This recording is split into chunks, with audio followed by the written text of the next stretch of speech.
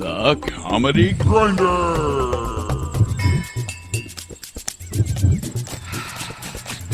Streaming live worldwide from the First Church of Cannabis. Tonight, Taiwan Williams, Brandon Glidden, Turnbuckle Bill, Raymond Moglin, Larry George.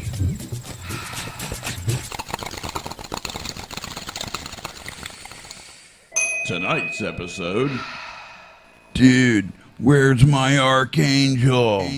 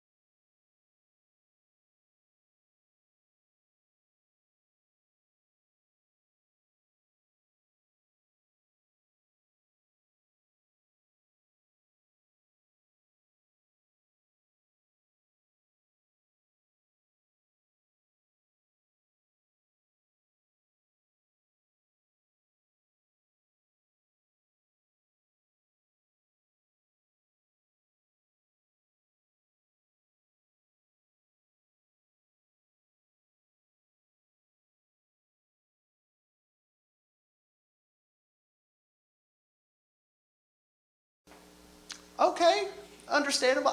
Okay, whatever works, I guess. And look, guys, if you don't have gay friends in 2016, get you some. They know how to party. Like they're a blast. Like I did watch one deflate one time. Just like okay, he got really sad. And here's what happened. I was in high school, and it was me and a couple of buddies, and Damien was my friend Donovan's older brother, and he was gay, and he's in the living room, and we're on the back porch hanging out, and he hears us talking about anal sex. And so he kind of gets up, he walks to the back door, and just as he pokes his head out, he's like, "What are you guys talking about?" My buddy Wyatt just goes, "We're talking about girl butthole, Damien." He just went, he deflated and just walked away.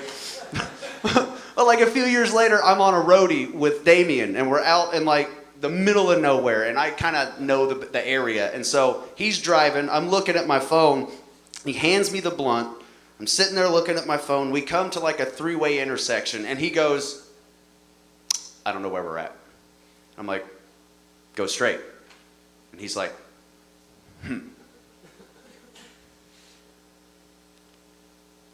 "Go straight. Or you could go left, but go straight, that's the faster way to get back." And he's like,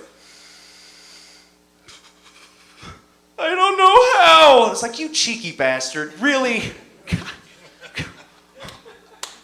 But look, my wife and I went down to South Carolina at the beginning of August. We were down there for a week, and like I met some people the year before. They like put me on some shows, and so when we were there this year, we went back to go do the same shows. And we had to park a little ways away from this one spot, and so we parked the car.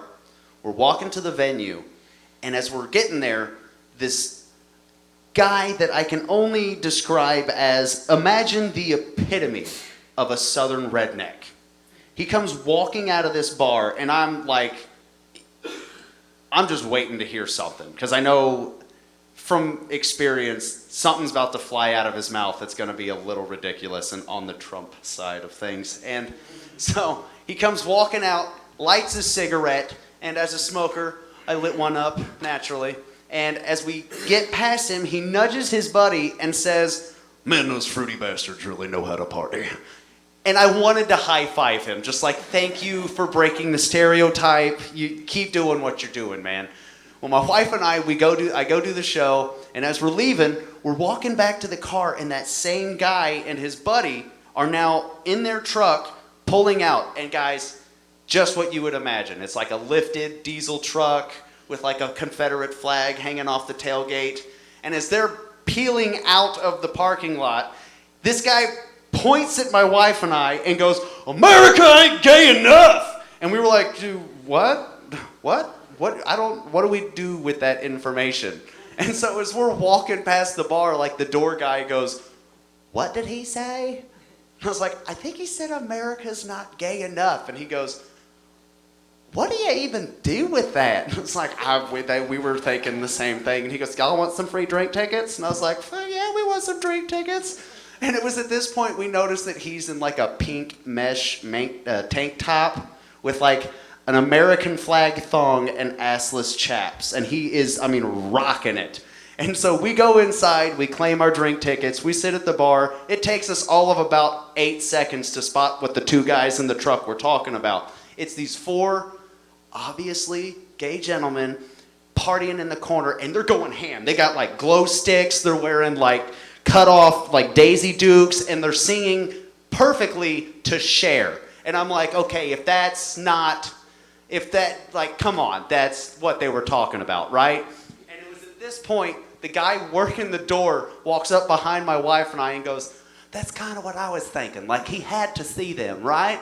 And we were like, "Yeah, that's what we were just saying." He goes, "Because I have marched naked in a pride parade, and I don't even know what level gay those gentlemen are.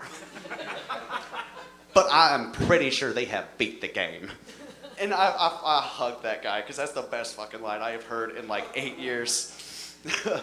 And, I'll leave you guys with this one. My wife, we've been married like 2 years, and we're getting to the point to where we're like going to start trying to have kids now. And my wife is like, she is beyond ready. I hear about it on a daily basis. And I'm like, I don't necessarily think I'm dad material, honey. And she's like, well, why not? And I'm like, I'm a felon. Like, what am I going to teach our kids? Like, how to make a shank out of a toothbrush in case someone tries to shake them down for milk money? Like, what do I do? Like, I don't know anything about kids. And she's like, well, I guess you're right. Because 2 weeks prior to that conversation, she showed me this video on YouTube where it's some guy and he's got like this massive beard and he's holding this baby, right? The next scene, same guy, same position, holding the baby. He's got a towel over his face. He pulls the towel down, no more beard. And this baby like starts losing its mind. And my wife is cracking up like, how adorable is that? And then she sees my face and she's like, wait, what do you think? And I see the wheels turning. And I'm like, why is that baby freaking out? She's like, what do you mean? It's like, he smells the same, right? She's like, honey, kids aren't like dogs. They don't work off of a smell system. I was like, yeah, you say that, but he probably didn't do the hand thing long enough first. That's my time. Thank you, guys.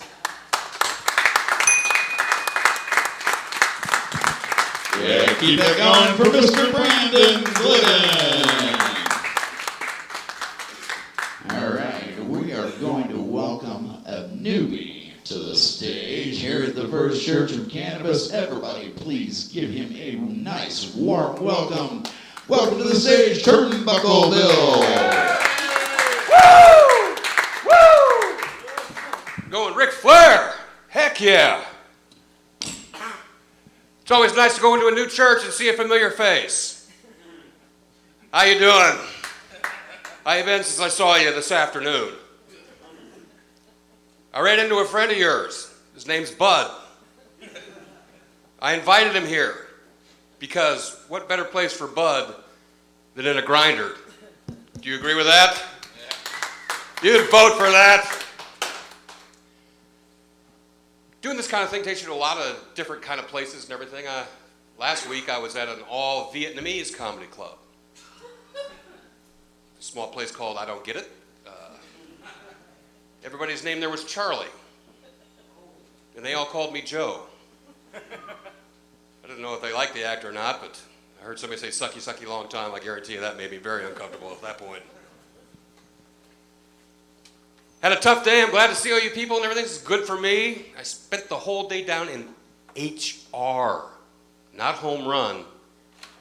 HR, human resources. Down there all day. Apparently, I've got a little bit of what they call a anger issue. I'm pissed off all the time. Wake up pissed off. Miss the toilet, pissed on my foot. Now I'm pissed off when I'm pissed on. Very upset. So now I have to go to a therapist. Anger management therapy. First thing they tell you when you get into therapy is that you gotta face your fears. That anger is really just you being afraid of something and then it comes out a whole different way. And I had to admit that I'm afraid of sharks. I don't know if anybody else in here is afraid of sharks. I don't know if anybody wants to fight a shark. You're not gonna hire Mickey from Rocky to train you to fight the shark. What if Rocky did fight a shark? Mickey be going, the body, the body, the body, the body. He ate my hand, Mick. He ate my hand, Mick. Afraid of sharks. Whitewater shark named Hillary. Orange-haired hammerhead named Trump. That's one you got to watch out for. Another thing, they really try, in anger management, they try to get down to where is the source of all your anger come from? Where did it start? Where did it actually start? And I didn't like growing up, and I didn't like being called certain names. Now, everybody's, I know what the bullying thing nowadays, but back when we were growing up, if you changed schools, you got your ass kicked at the bus stop and everything, and then people called you names for about the first 6 weeks. Dork, I didn't care if I got called a dork. I didn't care about that. Douchebag, I didn't even know what it was. I didn't like being called dildo. To me, being called a dildo was the worst possibility ever. Didn't want any part of that. Now I'm 60 years old. Being a dildo sounds like a good job to me right now, I'll tell you. You can force me into retirement anytime. Holidays, weekends, I don't care. Plug me in. Just plug me in the schedule.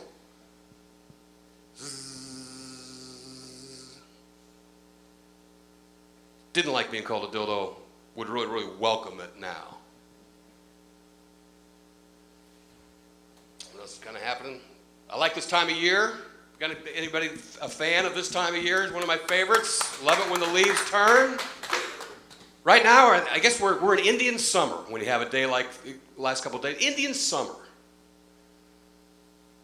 I had a really authentic Indian summer last year. It was about this time where a bunch of white people came and took my land. When I saw that Mayflower truck parked outside, I knew something was going to go down. My ass was gone. Now I live at the Trail of Tears trailer park off of Pendleton Pike. Terrible type of thing. Very traumatized and everything. Very, very traumatized this summer. I'm a public pool kind of guy. I got that kind of cash. $3 in and out, sit, boom, bye, no maintenance. No nothing. Bring your own towel. Now the public pools are closed. Bummed out. I was also really bummed out with this kid in Cincinnati that fell into the gorilla pit and got drug around by that gorilla. Remember seeing that on the news and everything? Just horrified. This kid's getting drug around. And I relate to that kid so much because all he wanted was to pet the gorilla. That's all he wanted. And he fell over the side, got drug around. I was at PT Show Club.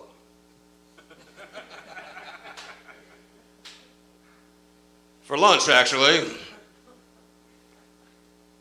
And I reached onto the stage because I wanted to pet the monkey.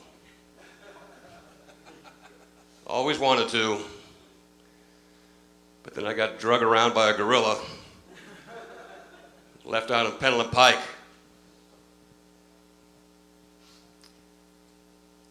First time down here and everything, like I just mentioned and everything, I don't know where you get a hooker around here. I have no idea. It's part of town. I don't really know what the procedure is. I know there's a new GPS system that you can download to help you find a hooker. It's called Pokemon Ho. Every point's worth $50, but you always end up at Bud's truck stop out at Harding and 465 here on the south side, where the phrase "I'm going to catch a cab" takes on a whole new meaning. Pokemon Ho. Like this time of year and everything, fall festivals. Got any fall festival fans around here? But you're gonna get drugged. You're gonna get drugged to one. It's kind of cool if the Colts ain't playing or anything, or you're just tired of watching them losing. No NASCAR around or anything, Nothing wrong with going to a fall festival. As a matter of fact, if you're from a small town in this state, every funky ass piece of shit little town doesn't have a mayor, just has one stoplight, no restaurant. Every town has a fall festival.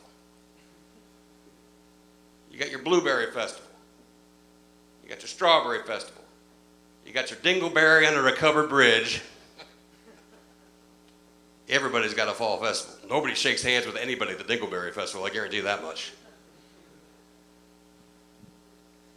Even Scrotum, Indiana. Scrotum has a fall festival. The Festival of the Descending Testicle. Sponsored by Steak and Shake.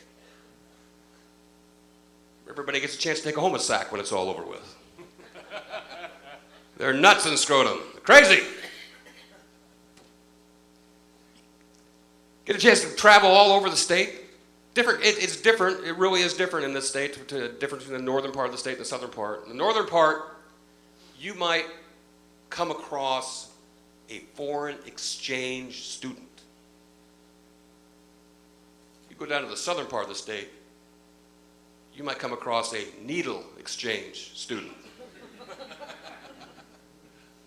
Both of them are focusing on higher education. They just take a different road on how to get there.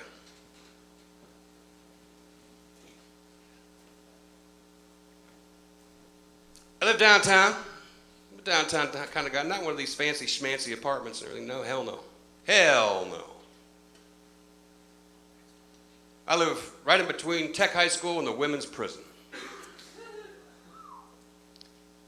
Every other school is trying to get away from guns. I live right next door to Arsenal Technical High School. They got guns right in the damn title. But I will say one thing about living downtown and getting to know some of the people there. When you get away from downtown, people find out where you live. They kind of look at you kind of funny, like, oh man, they live downtown, that's too bad. You know?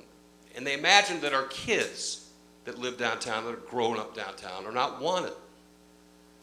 I guarantee the kids in my neighborhood are wanted. What that little bastard that stole my stereo, I'll tell you that much right now.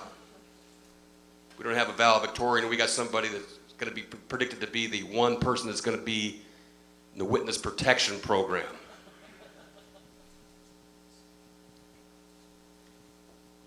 I think I'm going to join this church, though. I really am. I really am.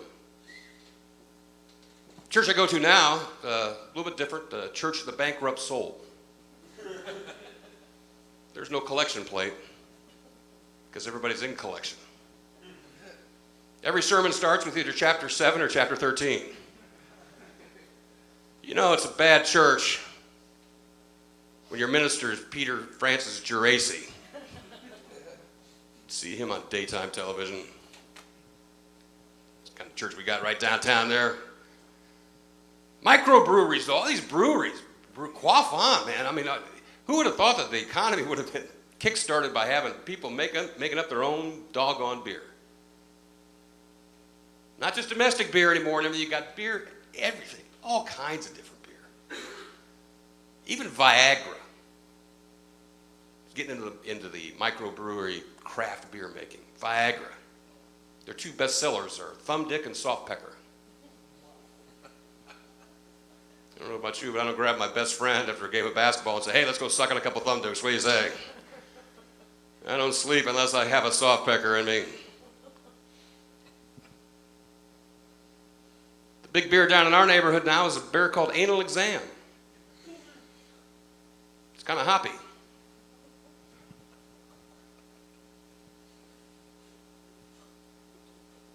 Another thing that makes me angry, our commercials on TV. Now, for God's sakes, I don't know about you guys, but you're watching the game, a movie, an interview with something and everything. You got to break away for a commercial. Oh, we'll get right back. We'll get to that. It was really interesting after these few words. And some commercials just stick with you, man. Like the one that just gets to me right now is the Arby's commercial. You've all heard it. Where you got James Earl Jones sitting there going, Arby's, we have the meats. Well, so do taxidermists. They just don't brag about it. Nobody puts squirrel on pita bread with bacon. Commercials will kind of tick you off. Down in our neighborhood and everything, they were looking for a rat-infested house to be the subject of a remodeling reality television show. The name of the show was Flip This Mouse.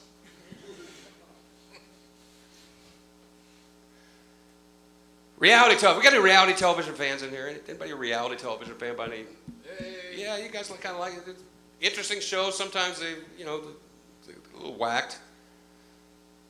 But the oldest one, the one that's been on, I think, longer than just about anyone, is Survivor. We got any Survivor fans out here? Survivor's been on Wednesday night forever. Yeah.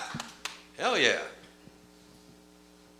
But it's a little bit different now because you don't get voted off the island. You get voted onto some place called Redemption Island, where you can actually get voted back to the island. And there's usually a couple people there waiting to get back to the game. My girlfriend once asked me, she goes, would you trust me if I was alone with some guy on Redemption Island? I say, honey, I don't trust you at Kings Island. The heck with the Caribbean. I get nervous when she goes over to Ohio. We went over there once. She wanted to run away with a guy that was driving the Scooby-Doo tram. We don't have a whole lot of trust in our relationship. I thought we had a fairy tale relationship, and we really did. Had a fairy tale relationship. One day she tried to give me a poison apple. So not going quite so good. I'm 60 years old, man. You know, I'm 60.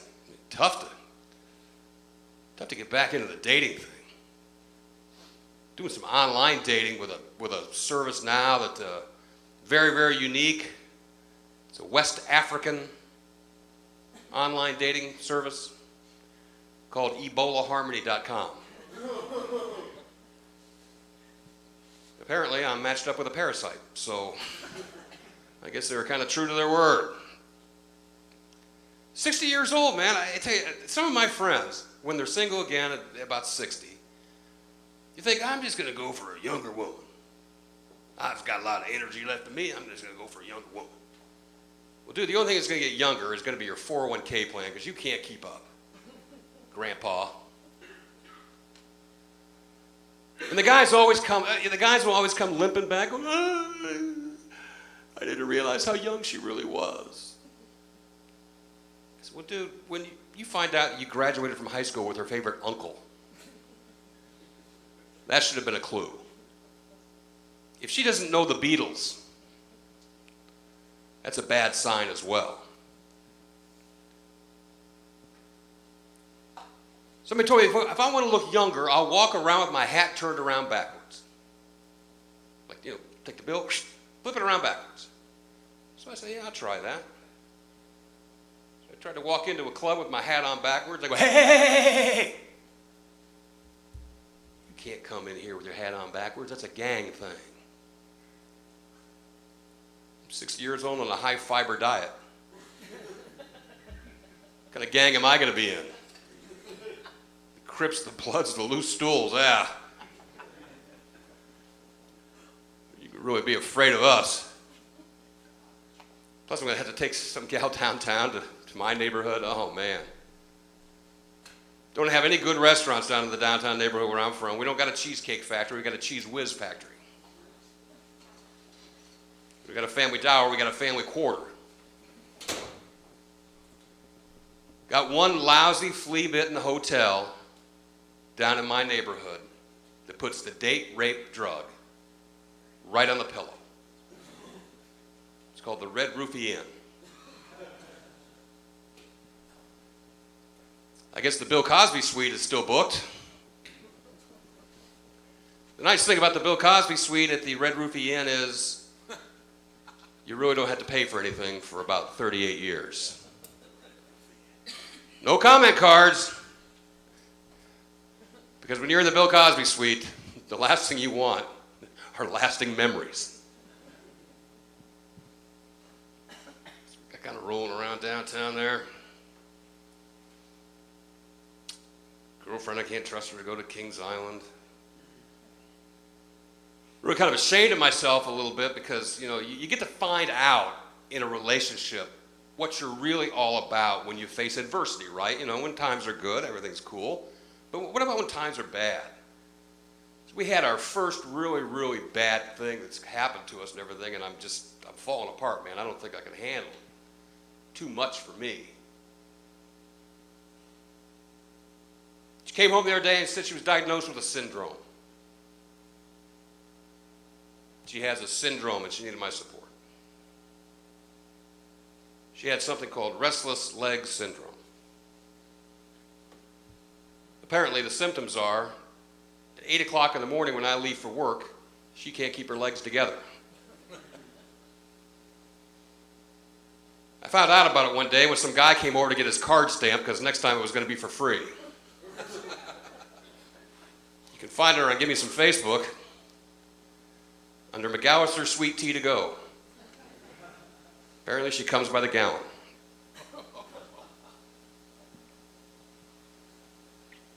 I admire people that are step parents. We got any step parents in here? Anybody a step parent? Okay, there you go.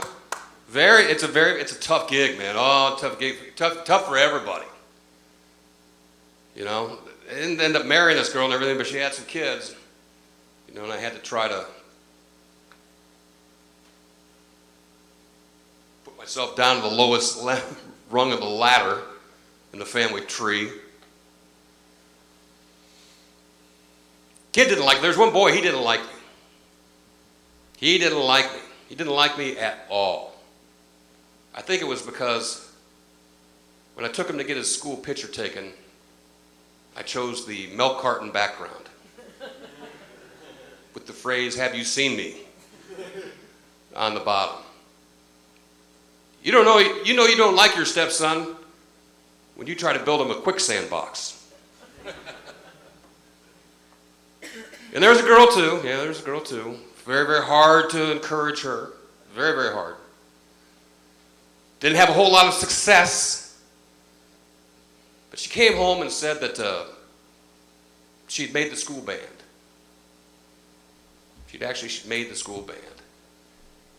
And I asked her, "What instrument do you play?" I never heard you play an instrument. Well, she plays something called the rusty trombone. I guess it's because she's got such long arms. Really, really is going to help her out.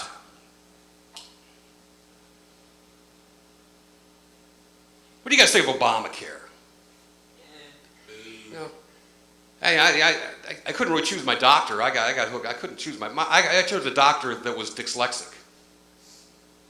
Some of the bitch grabbed my knee, told me to cough, and they hit me right in the nuts with a hammer.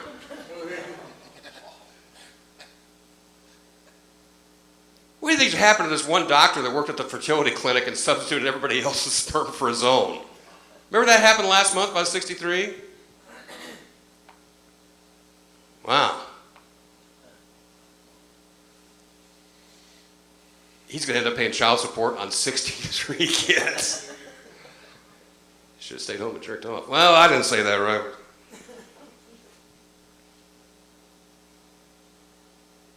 A dyslexic bank robber walks into a bank, ties up the safe, and then blows the tellers.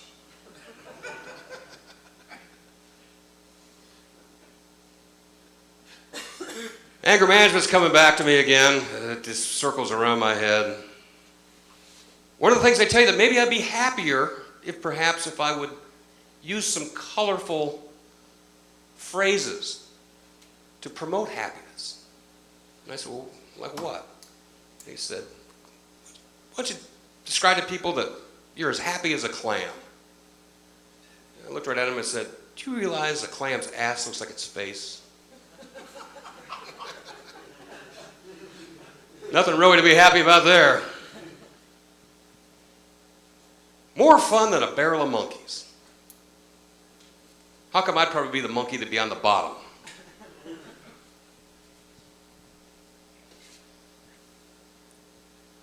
Oh, the neighborhood's coming back to me again. Oh, God. You know, the idea for Duck Dynasty came from my neighborhood. If you didn't learn how to duck, you weren't going to have no damn dynasty. Just a beneficiary. My doctor told me if I wanted to sleep like a log, I'd pass out in the fireplace. I tried it. Didn't really work. Quaaludes are making a big comeback. It's called 5 hours no energy. People that live in glass houses dress in front of their neighbors. And lastly, the last thing my girlfriend told me before I left for this show was that when I came back home, she needed me to make her start feeling wanted. And that's why I got to go right now and hang her picture in the post office. Thank you very much, everybody. I'm Turnbuckle Will. Thank you.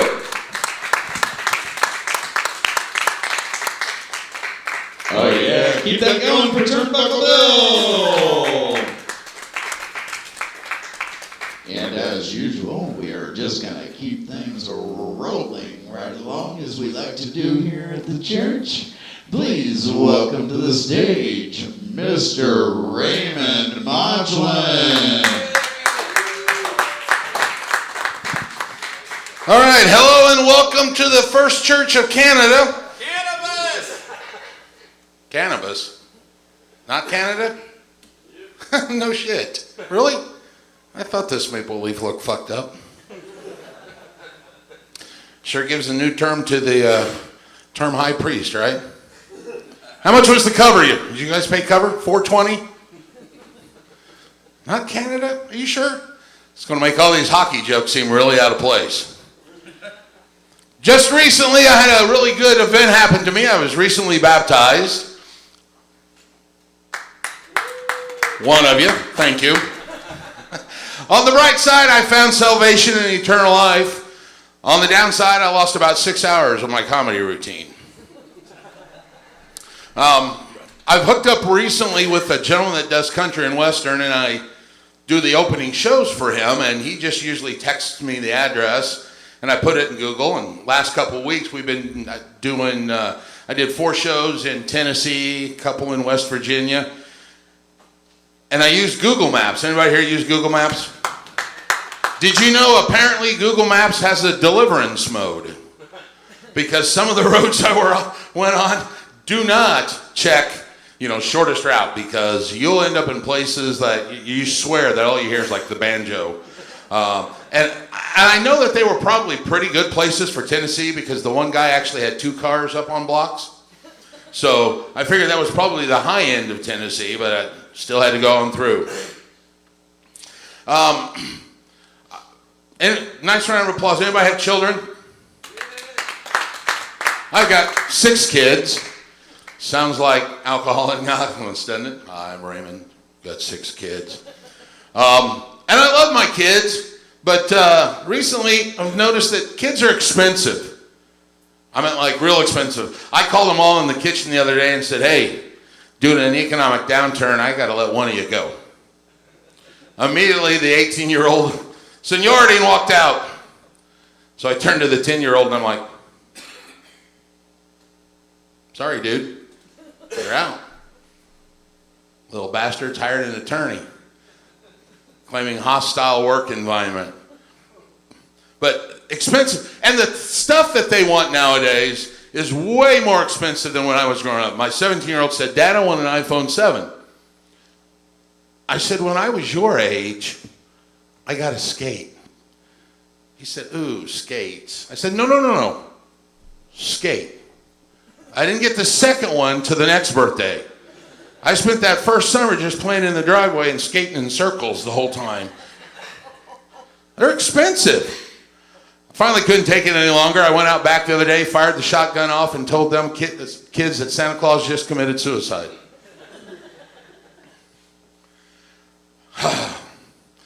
30 minutes does seem a lot longer than you would think, wouldn't it? What else is going on in my life here lately? Told you about the baptized thing. That was pretty cool. One of the other things is was recently reading a report from the American Journal of Medicine that said a woman's brain is wired differently than a man's. Now, ladies, before you come up here and start bum rushing the stage, it didn't say bad or better. It just said wired differently. It went on to say that there were 3 major areas that women had a different wiring mechanism than a man's brain. It said the occipital lobe, which is in the back, deals with vision. The temporal lobe on the side, that deals with speech. And the frontal lobe, which deals mainly with your ability to multitask. All right, so basically what they said is they were exactly the same except the front, back, and middle. Well, first thing I thought is, that seems like a pretty big difference to me, right? All right, so it went on to say that a woman's vision has perfect 180-degree peripheral vision, where a man has long-range vision.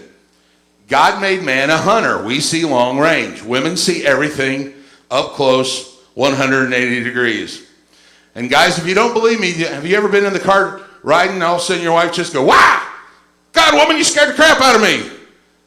It has been shown that men are 4 times more likely to be broadsided in a car accident than women. Why? We don't see it. Long range. All right? And then men all covered up the same way. Wasn't even close anyway. Said the second area that women are different is their ability to multitask. They have a better multitasking ability where men are single task oriented. So men, here's how you picture this. A woman's brain is like a yellow legal pad piece of paper where everything is written on it. You got stuff in here and stuff out the side. Something you did 4 years ago is up here in the corner and she'll use that later. But it's basically all right there and she can access it and see it all at the same time. A man's brain works more like a library. We've got a book for sports, we've got a book for cars, we've got a book for home repair, and we cannot read from different books at the same time. Ladies, if you don't understand, next time you walk in on a Sunday afternoon, your husband's watching football and you go, hey, should we paint the bedroom? Now here's the problem. Men are actually in the book of sports. It's not that we didn't hear you. It's just that we're not at that book right now. So what we have to do, mark the page, close the book, put the book away, get the home repair book out, open it, and try to guess where the hell you guys are talking. That's why I always say, what'd you say? Now, here's the problem, and here's where women are devious. Because they got all that stuff on that page, they can see it all. All of a sudden, they're going to go, oh, that was football. What's the score? You're like, God, woman, I just put that book away. Stick to the topic. Ladies, it's a proven medical fact. If you switch topics, you can actually cause your husband to stroke out. Did you hear about Bill? Dead, didn't he?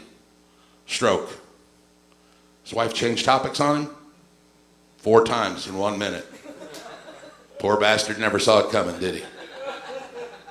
Stick to the topic. All right? The third area, and the one that's most interesting, was the speech area. It said on average, women speak 15 to 17,000 words a day. Men, 7,000.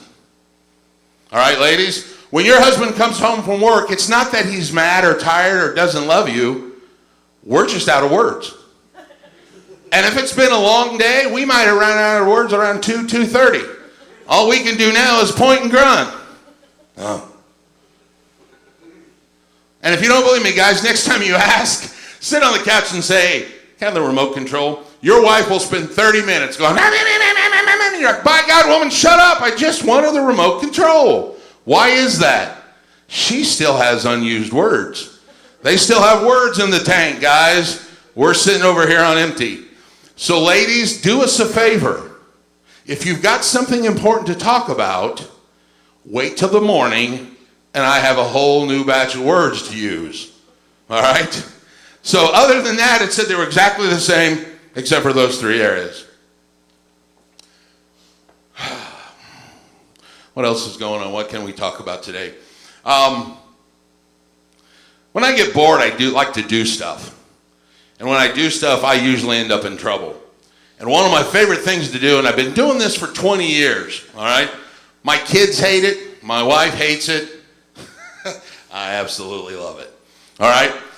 You guys feel free to do this. You guys can do this too, all right? Here's how it goes. What happens is anytime you can go to like a drive-through where there's a drive-through speaker, you know, and they come on and they're like, can I take your order, please?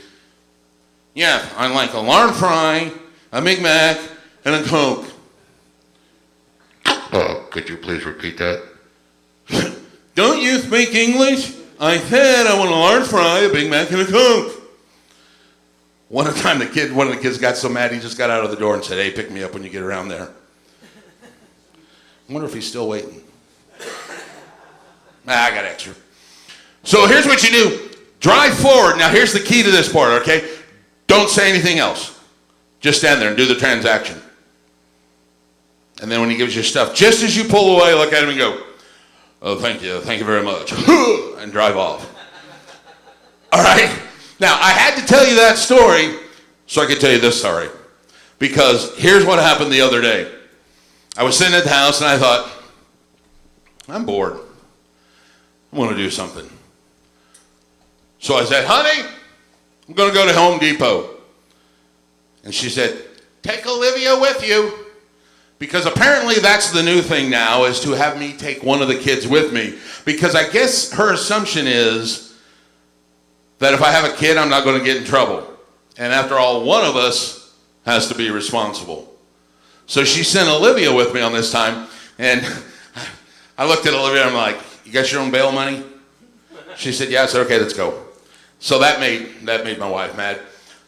So we're walking through Home Depot, and this guy comes up to us, and he's got the orange vest on, and he's like, can I help you?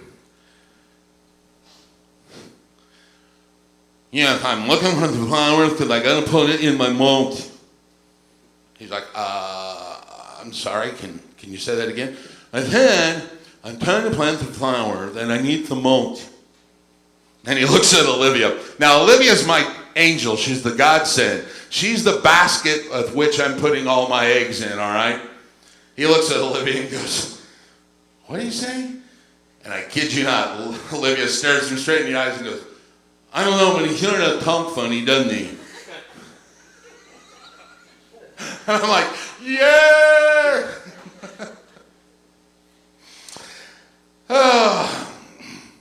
So, I'm here to come out of the closet a little bit. I know that some of you maybe haven't noticed, but I thought I'd come out of the closet. And yes, I am fat. So, decided to come out of the closet. Of course, you got to kind of turn sideways, suck it in to get out of the closet. But I remember I called my mom and I'm like, hey, Mom, just wanted to tell you, I think I'm fat. And she said, I know, honey, your father and I still love you.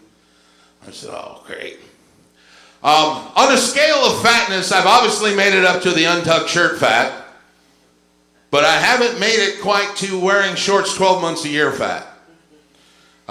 You guys know who that guy is, right?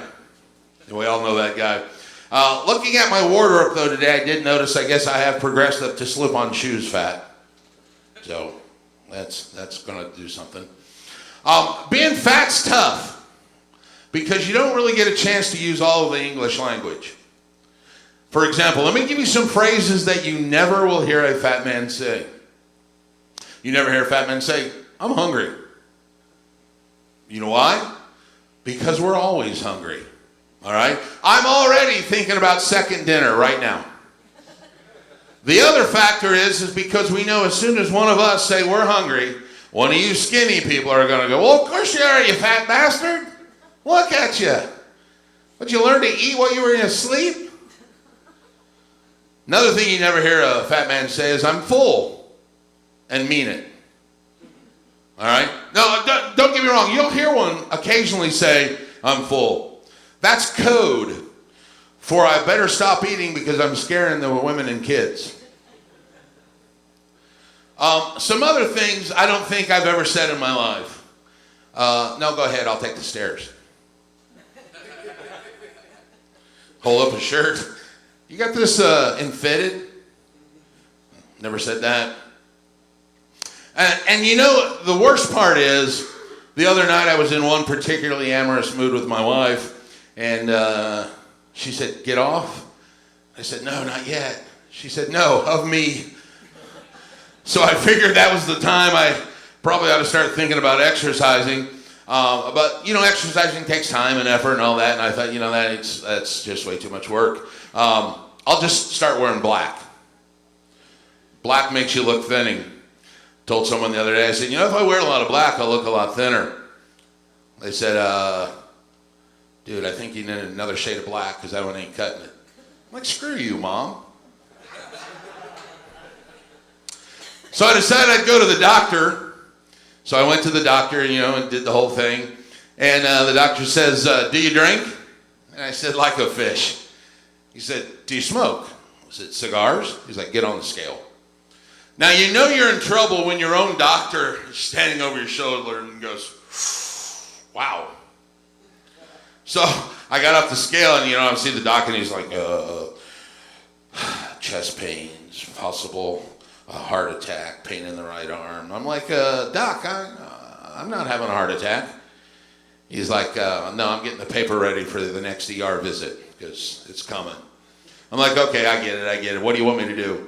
He's like, you need to lose 40 pounds. I said, okay. So I'm here today to tell you guys I'm only about 50 pounds away from that goal. So I thought I'd start exercising and doing what you're supposed to do. So the first thing I did was I went out and got a pair of those compression pants. Have you guys seen these new compression pants that, you tuck all the stuff in, and had them on? They're so tight it kind of looked like a muffin top right around here on my thighs. My feet started swelling and turning blue. I asked my wife, I said, "Do you think these are too tight?" She goes, "What's wrong with you? You got the mumps?" I'm like, "No, I think these are my testicles up here. I'm not sure." So I couldn't do the shorts, so I went and got the long pair. And they look like they're like made for G.I. Joe. They're about that tall. And you stretch them on, you get them on. So I got them on, and I went to the gym. And I came back, and I told my wife, I said, yeah, those are okay. She's like, "You didn't like them?" I said, "Well, the biggest problem was I had them on, and they're real long and all that, and I had all this stuff tucked in, and I was running on the treadmill, and I cut a fart and blew my tennis shoe off and almost killed the chick behind me on the bench press machine. It was like, pew! So, can't do that. The one thing I did get, though, was my wife gave me a Fitbit for Christmas. You guys know what a Fitbit is? Fitbit's called like a wearable. It measures activity based on movement. I realized I can't run, but I can whack off for about 1.5 miles now. Non-stop. Like friggin' Popeye. Found if you put some lipstick on and go stand in front of the mirror and go thumb over, it feels like someone else. He's over here going, he's going to go home tonight and go, hey, he's right.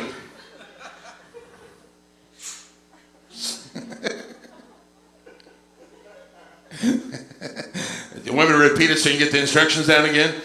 Lipstick in front of a mirror, thumb over. You'll get it. Trust me. So where's all the badasses tonight? Anybody? Nobody? One of you? I thought I was a badass. You'd think I would be, being this size at 6'2" and all the tattoos. But I'm here to tell you right now, I'm not a badass. All right? I wish I was a badass, and parts of me are, but I'm really not. And if you don't believe me, I refer to what I call the Snow White incident of '84.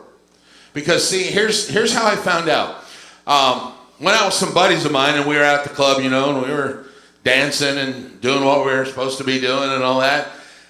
And I got really hot, and I started sweating. Man, I was sweating like Mike Tyson at a spelling bee. So, really? How about Ray Rice's wife in an elevator? How about a 10-year-old at Penn State football camp? Okay, so we know where to draw the line now. Spousal abuse is okay, but leave incest out. So I went over and I got this drink, and as I turned around, I bumped into this guy.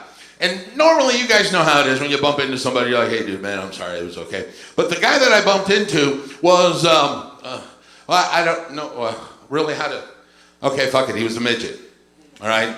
So I bumped into this midget, and I'm like, "Oh, man, I'm sorry." And this guy cops this attitude, and he jumps back, and he's like, "Oh, all right, you bumped into me, and now I'm pissed, I'm going to have to kick your ass." Now, all you guys out here that are badasses know what happens. The second you hear something like that, your brain goes into DEFCON 4, and your brain can start talking shit. And my brain's really good at talking shit. It's like, kick his ass. But the rest of my body is not agreeing. My stomach starts to gurgle a little bit, and it's like, no.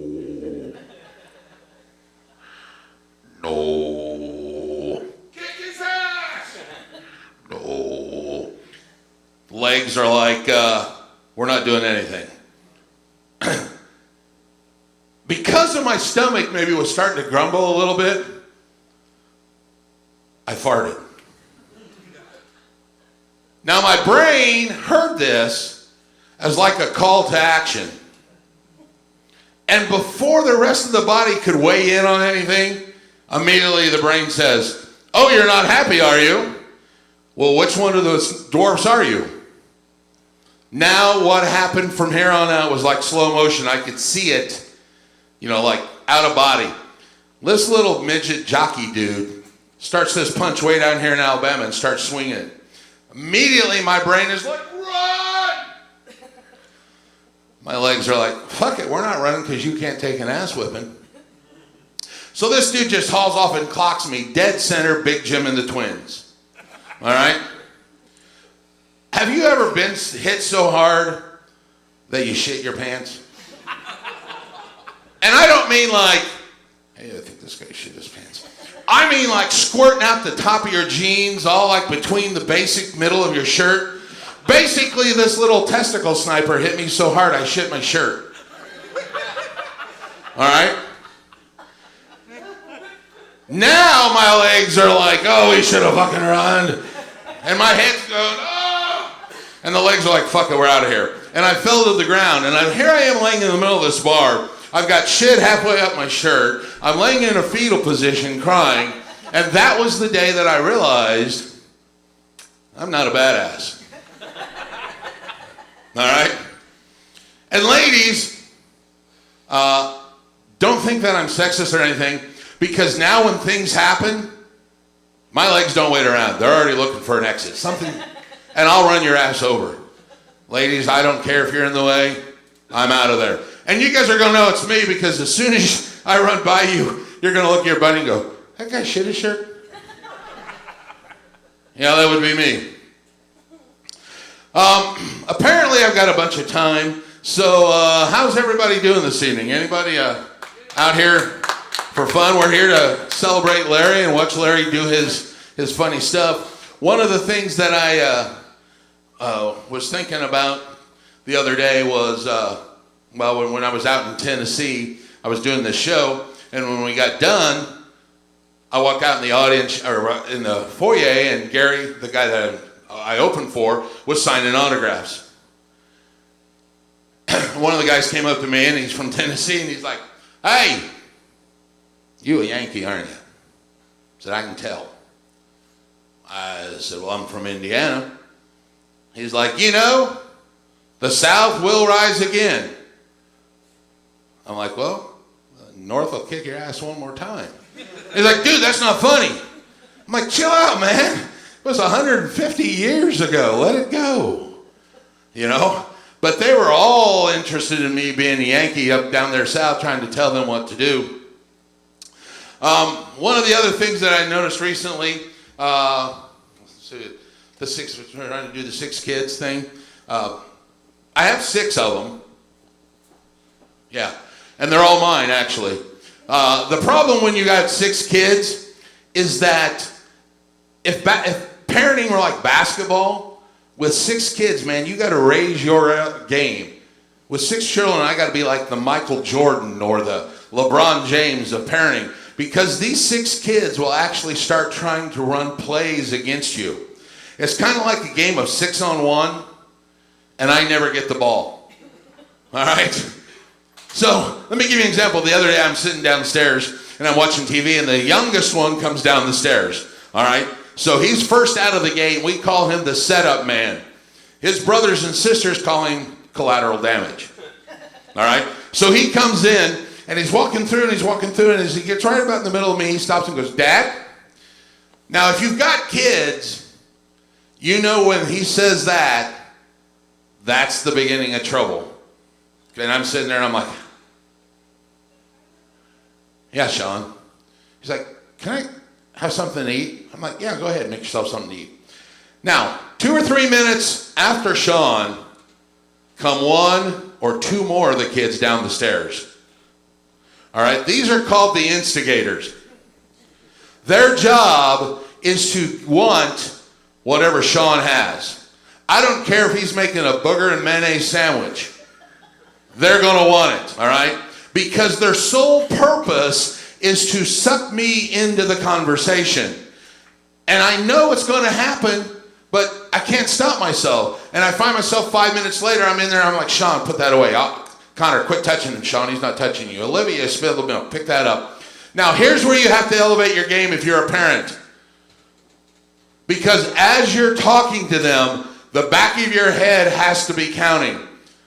1 kid, 2 kid, 3 kid. Oh, crap, I'm out of kids. All right? You know instantly that these 3 are the diversion. It's the 4th kid you're looking for. So you've got to take hold of the conversation. So in our house, immediately what I do is like, hey, don't you guys have homework? All conversation stops. All right? I've committed the ultimate personal foul. And now while I have control of the conversation, I always say, by the way, where's your brother? Now the funny thing is when these kids are like working together, they're like a clan of blood brothers and sisters. But the second they realize the play's been broken up, they have absolutely no problem ratting their brother out. You know? And Sean's like, Ian said he was going to take the keys out of Mom's purse and borrow the car and go see a friend of his. I'm like, he is he? Well, wait right here. So I go back out there and just as I get to the door, Ian's like there. I'm like, hey, stop. Where are you going? He's like, well, I'm going to my friend's house. Aren't you going to say something? Well, you said to never interrupt you. I'm like, oh, now you've got manners? All right? Get in here. And while you're at it, make your brother a booger and mayonnaise sandwich. And when she's sitting down, the only thing you can think of is like, rejected. Rejected that play. Yeah, because you have to elevate your game with the 6 children. Tell you what, I'm going to make that all of my time right now. I'd like to thank everybody for coming out and welcome up Larry coming up. All right? All right, let's keep it going for Raymond Hodgland. First time I've ever seen a comedian actively do the crane position on stage. And we are just going to keep things rolling right along here as usual. Ladies and gentlemen, please welcome your headliner for the evening, Mr. Larry George.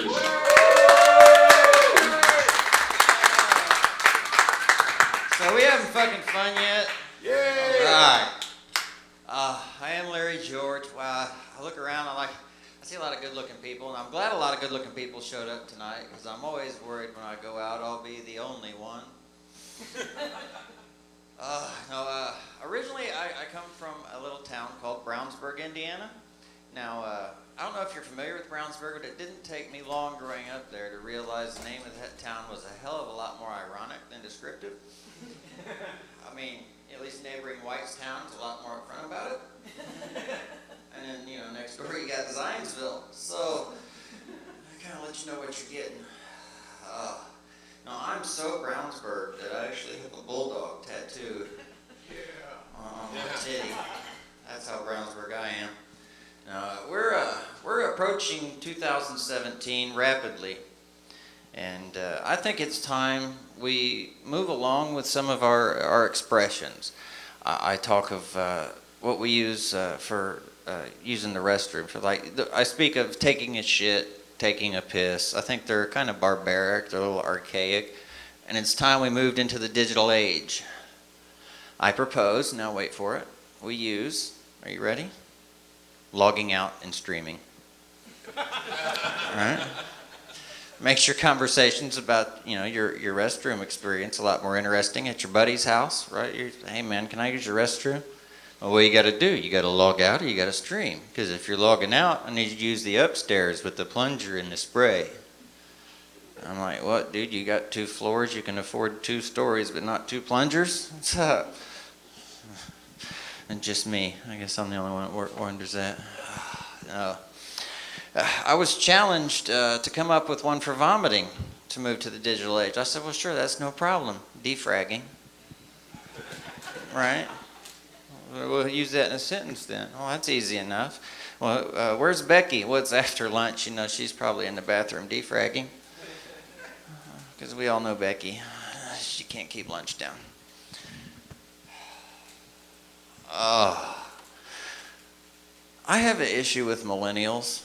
Now, one of my main issues is hair. I don't know if you've seen, some of them are dyeing their hair like this color silver. And I'm like, hey, fuck you. This is 16 years of divorce and 2 kids. I earned every one of these motherfuckers, right? I have been divorced 16 years, and 6 of them happily. See, about 6 years ago, I got a phone call, and it's from my ex-wife's now second ex-husband. I'd love to be able to say that sentence. And he says, hey, man, you're never going to believe what this bitch did. Fucking try me. I was married to her first. He said, well, she's been cheating on me. She's going to leave me. I said, oh, boy, you do realize I've waited 10 years for this. I told you so. Yeah, so for the longest time, he was one of my better weed dealers. I say he was one of them, but, you'd think a guy that stole your wife and kids would knock $5 off a bag here and there. Another problem I have with millennials, they can't even vandalize right. Now, for example, there's a bridge near my house for years and years, graffiti covered, tagged all over that son of a bitch. They finally replaced that motherfucker, and I couldn't have been happier until the day they opened it, some millennial tagged it. And the reason I know it was a millennial is I drove past, I saw one word. It just said, first. Little fuckers. It's like music. It just doesn't connect. Like you can tell by looking at me, I've never intentionally listened to an Adele song. Can't say the same thing for Sia, because let's face it, Chandelier kicked ass. But driving here, a song came on the radio, Foreigner, Cold as Ice. It's like, oh my God, it connects so much. He knows my ex-wife so well. So well. No, nobody knows that song, just me. No, I'm not as high as I look, by the way. I'm a lot higher. No, I always look high. A few years ago, I had a very important life lesson, and that was 38 is too old for a house party. Let me explain. Went to a house party, celebrate a friend moving in with somebody else. There's a keg, there's beer pong, there's a lot of fun. So I get there and I win the first 3 games of beer pong because, let's face it, these kids didn't grow up watching Bozo the Clown like I did and practicing for that grand prize game.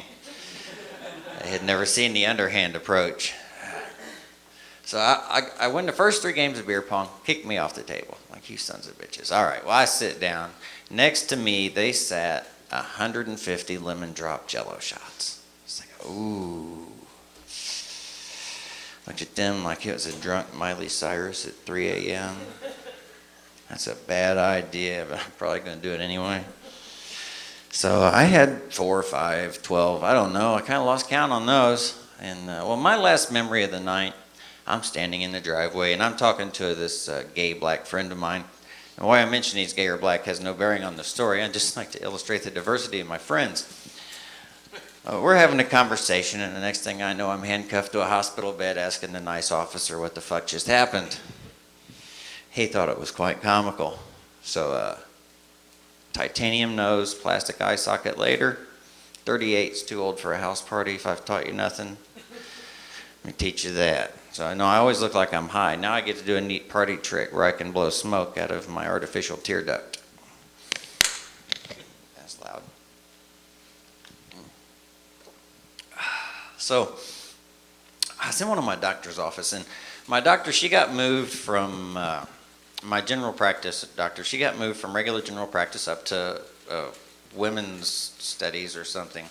So I go upstairs, I'm like, okay, first time. I sit down in the waiting room. On TV is Lifetime on every one of the TVs. I'm like, all right, well, I'm sitting there and, okay, I'm going to have to back up to finish this story. Tell you, one time I had a conversation with my mother. I sat down to have a conversation with her. And some hours later, I'd watched 2 full seasons of Dance Moms and have since been addicted to that fucking show. So I'm in there, and this old feller sitting next to me waiting on his wife. Dance Moms is on TV on Lifetime. He says, man, that was nice.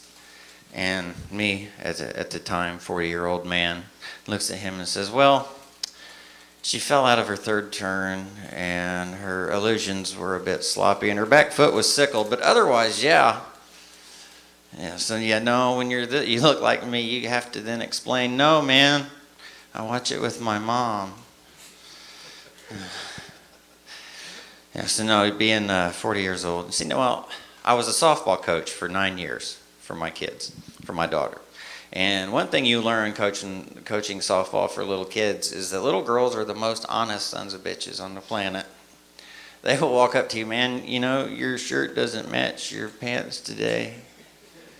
You got something in your teeth. I don't like your hair. And I shaved my head then. So, no, as they get older, they learn how to lie. Yeah.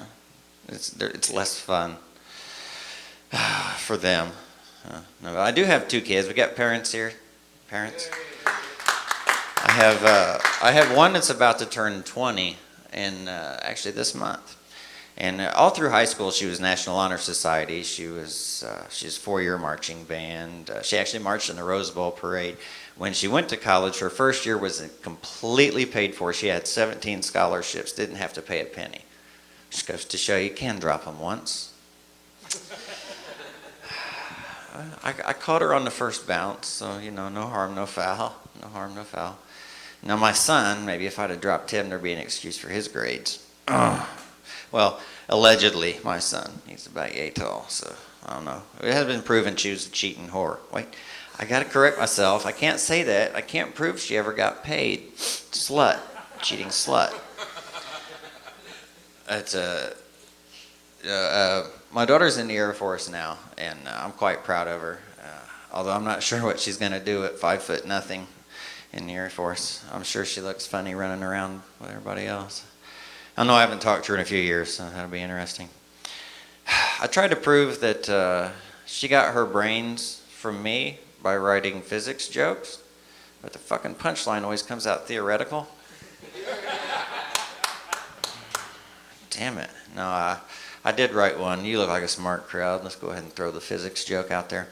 I'm messaging with a woman back and forth one day, and it's going for a while. You know, everything seems pretty okay, I guess, for this time.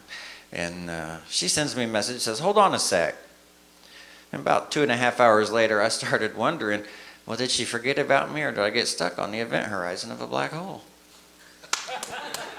Physics joke. Yes, physics joke. Oh, shit. I can't know. You know, when we found out that we were going to have my daughter, I read that book, What to Expect When You're Expecting. Anybody heard of that? Parents read that book? Well, you know, in that book, it tells you to play music for the child in the womb. I said, cool. And I think maybe I played too much Led Zeppelin. Because when my daughter came out, and the doctor, he got her cleaned up, and he slapped her on the ass, and she went, ah! Ah! Ah, yeah. I don't know if you can tell from where you're sitting, but I have a large throat tattoo. It says, trust Jesus. Now, don't think too highly of me. That was a prison decision. Yeah, when making that decision in prison, the thought process was something along the lines, well, what's the most ironic tattoo I could have when I get to hell? It's like going to be a whole section of us down there with religious tattoos going, this is some bullshit. The fuck, man? I'll be like, hey, Dad. Next time I talk to him, right? No, I learned a few interesting things in prison. First thing I learned, you don't shower when old Mr. Johnson's in the shower. I mean, unless you like looking at black cock bouncing off kneecaps, in which case, by all means, he's in there every Tuesday night. But not that I should know that. The next thing was a little more important, was everybody wants to be your best friend when they find out you have false teeth. But the most important thing I believe I learned was that, you know, it's only gay if you push back. Now try and get that visual out of your head the rest of the night. I promise. So I am a single guy. I found being plural too difficult I'll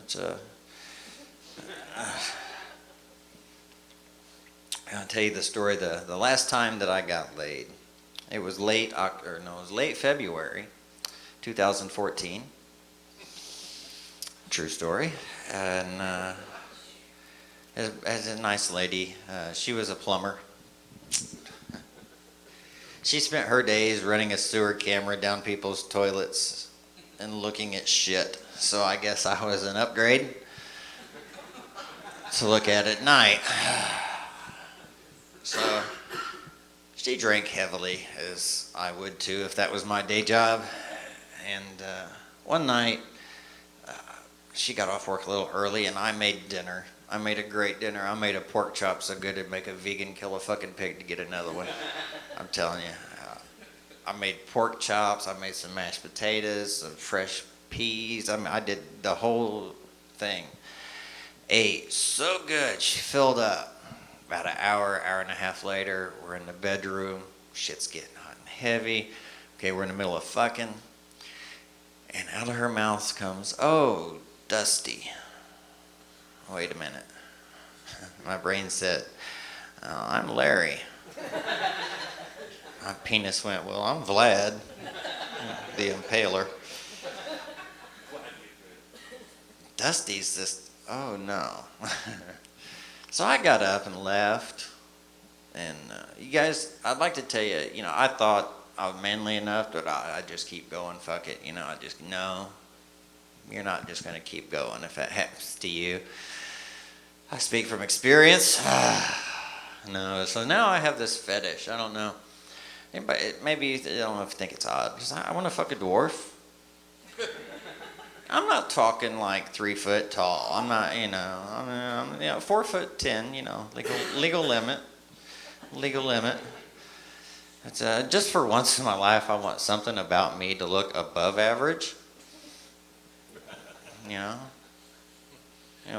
like 5'8". It's fucking average. I'm like 160 pounds. It's average. I'm like a 12-inch cock. I'm fucking average.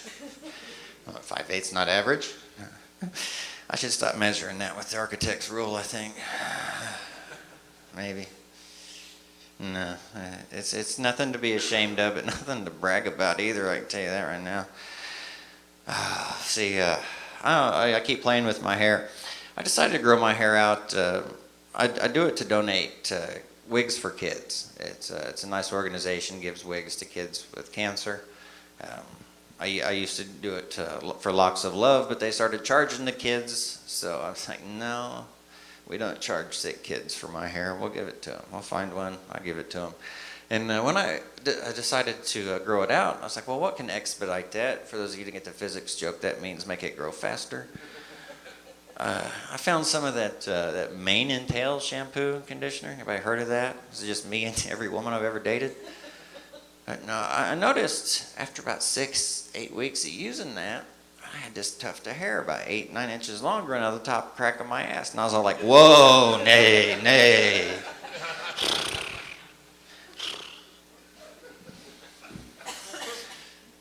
No, I tell that. This is my mom's favorite joke. I actually got her to come out to a show once. And I immediately said, man, I have to thank my mom, because without her, I'd be homeless on the streets of Indianapolis sucking cock for crack.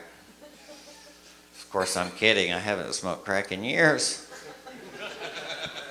Yeah, you notice she's not here tonight. She tells me, go up there, enunciate. I'm like, yeah, with false teeth. Yeah, this is a whole new definition of cottonmouth, Ma. You just have no idea. You get plastic in your mouth, you could hand me a thing of toothpicks, and I hand you back a box of Q-tips. It gets pretty bad. She says, enunciate, talk loudly, and be clean. So yeah, sucking cock for crack, Ma.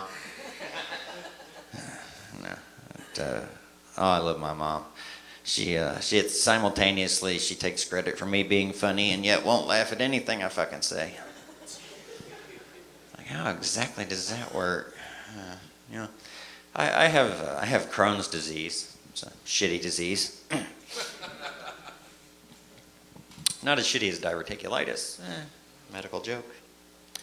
No, when I was like 17, they cut out part of my intestines. And it took me until I was 40 to realize all these years I've been walking around with my very own semicolon. I'm like, damn, I guess. My doctors like that joke. They come in, I meet one doctor and tell him the joke, and then 5 minutes later, 2 more doctors come in, tell him the joke, the semicolon joke. I was like, well, you just stepped on my punchline, Dick. You tell him. It's even better when you're getting ready to go in for surgery and they're laughing at your joke. They're like, hey, we found you on YouTube. It's like, please, not right now. No, don't see the one about the surgeons. No. No, it's with Crohn's, you're on a lot of interesting medications, and sometimes they have side effects. And sometimes one of them, I'll get tremors real bad where I just can't stop shaking. And every time that happens, I start thinking to myself, I wonder if I could take Michael J. Fox in the game of Operation right about now. Loser buys the beer. Might be a long game.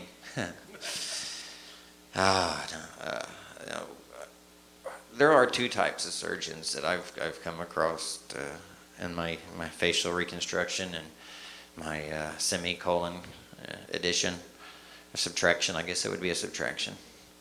But I found the first type, the very serious, very stoic.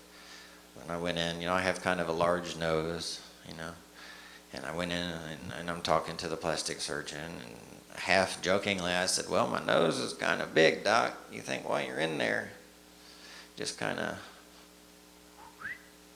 just take a little off? He's like, oh, no, we make it the way it was. So I didn't like the way it was, Doc. You already going to be there? No, we'll make it the way it was. All right, Doc. Can't even joke with you. Now, the other type of surgeon, the type that cut out part of my intestines, Riley, now, he loved me. As he explained to me, I was a 17-year-old kid. He says, man, I'm used to working on little infants, doing this on babies. I could have done yours drunk with one hand tied behind my back, half blindfolded. I'm glad you didn't. Did you? Yeah, no, but I've got to show you. Instead of sewing me up, he used a laser and cauterized it. Now, they cut me from here at my belly button all the way down to about 1 inch above my Peter. They felt it necessary to shave me from here to about here. Why the excess? I was 17. It's not like now when I was actually covered in hair. But I'm in Riley, 17 years old, shaved, obviously. I just had surgery. Teaching hospital, mind you. So rounds come around every 4 hours. The day after surgery, Doc comes in, and to me it feels like about 4 in the morning, but I'm sure it was more like 4:30. Doc comes in with all the medical students, and they're all standing around, and 6 of the 7 of them are probably 19 to 22-year-old gorgeous women. I was like, oh, Jesus. He comes over, and he goes to the morphine machine, and he unlocks it. And he bumps it up. I'm thinking, thank you, fucking doctor. He keeps bumping. I'll think, oh, shit, what's he going to do? Then he hits the button.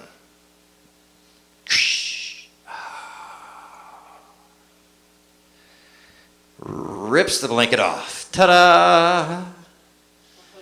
Then he starts to peel off the bandage. Like, what the fuck was that first ta-da for, Doc? He says, no, I'm just here naked. So, no, he thinks that's so funny that he does it for every set of rounds that comes. So by about the 3rd time, I'm playing Vanna White. Ta-da!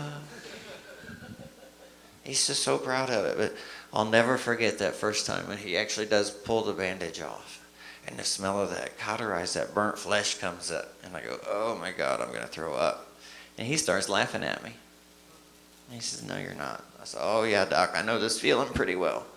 He says, no, you're not going to throw up. I said, yeah, it's coming. He said, no, there's nothing in there, bro. It's just in there. Absolutely nothing's coming out of you. So he hit the button again, and I was like, okay, cool, screw it, let's do this. Yay, me. So I liked him. He was fun, and some doctors can be a pain in the ass, quite literally. I speak of the proctologist I had when I was 14. Big hands, big hands, big fellow. You know, I think there should be a new rule that you get to do to your doctor physically whatever they do to you in the office visit. Because that means next time he won't use that fucking middle finger for that rectal exam. I can promise you that. Take that goddamn ring off too. Was that a Super Bowl ring, Doc? Jesus Christ. No. I want to tell you one of my favorite, I'll call it a street joke. It's a joke. I don't know the author. If I did, I'd give you the author. But it's one of my favorites to tell, and you can tell your friends. It's a Little Johnny joke. We all know Little Johnny jokes. Well, in this one, Little Johnny is from Ireland, and he's moved into my neighborhood. And one day I'm out working in the yard, and he's coming by, and he's got something. He just said, clang, clang, clang, clang. I'm like, well, what you got there, Little Johnny? He said, well, sir, I've got me a cowbell. I'm going to go out and I'm going to get me some cows. So, I really don't think that's how it works, Johnny. So, would you like to see how it's done, sir? Now you have a good day, Johnny. Well, sure enough, a couple hours later, little Johnny comes back through. And he's got him 2 cows following right behind him. He's just clanging along. It's like, I'll be damned, kid knows something I don't. So then about another week goes by, and I see little Johnny, and he's dragging something along the ground behind him. I'm like, oh, what you got this time, Johnny? He says, well, sir, I've got me some chicken wire. I'm going to go catch me some chickens. So, I know that's not how that works, Johnny. Would you like to see how it's done, sir? It's the way we do it in Ireland. So, no, I'll trust you. You were right last time. Then give it another thought. A couple hours later, sure enough, he comes dragging that thing back. He's got like 10 chickens stuck to that fucking chicken wire, just dragging along behind him, whistling. I'll be damned, kid knows something I don't. I forgot about Johnny. Another week or so goes by, and he's going by, he's throwing something, and he's catching it, and he's throwing it, and he's catching it. And I'm like, well, I'll be damned, Johnny. What you got this time? Well, sir, I've got me some duct tape. I'm going to go catch me some fucking ducks. I said, oh, no, I'm positive that's not how that works, Johnny. It's D-U-C-T, not D-U-C-K. Used to do heating and air, I know. So would you like to see how it's done, sir? I said, no, that's okay, Johnny. I'll trust you. Well, sure enough, this little fucker comes back. He's got like 20 goddamn ducks. Little leashes made out of duct tape. I'm like, well, this kid knows something I don't. Well, didn't give him another thought. And a couple of months went by, I didn't see him. Finally, it's the end of the summer, and I was out in the yard, and here he goes strolling by, and he's just waving. He's waving. I'm like, what you got this time, Johnny? He said, well, sir, I've caught me a pussy willow. I said, well, hold up, Johnny, I'm coming with you. Unfortunately, he came back a couple hours later with 40 cats, but you know, it is what it is. No. I started to do this whole stand-up comedy thing because when I was a teenager, I spent a lot of time in Riley Hospital for Children.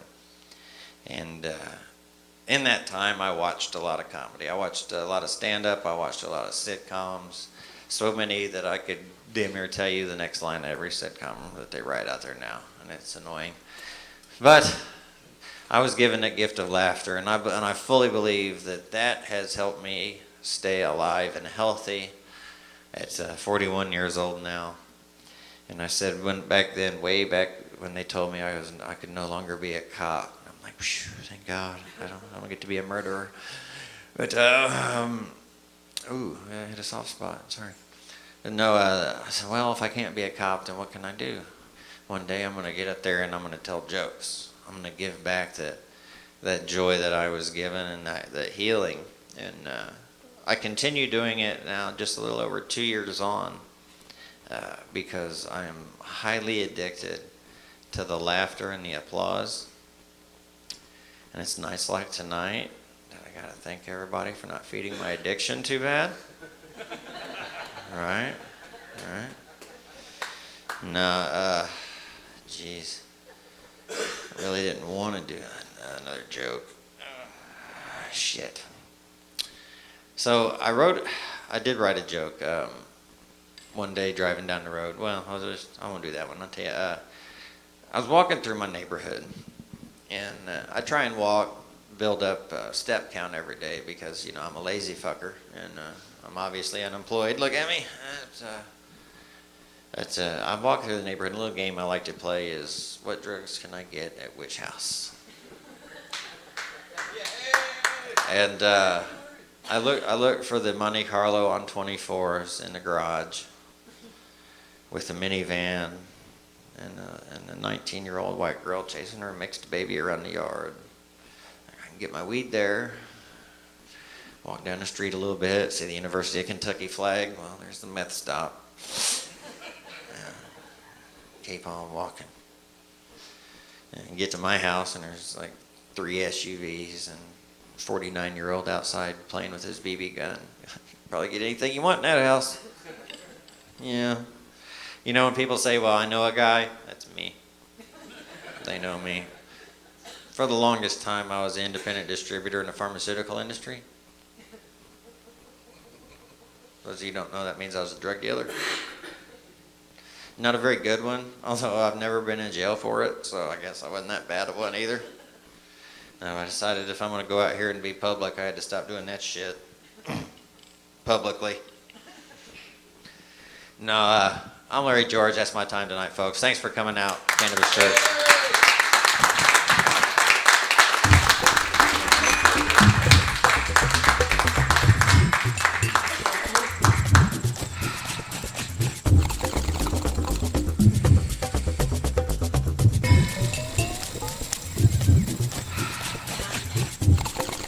And that's our show for tonight. Thanks everybody for coming out. Have a great night.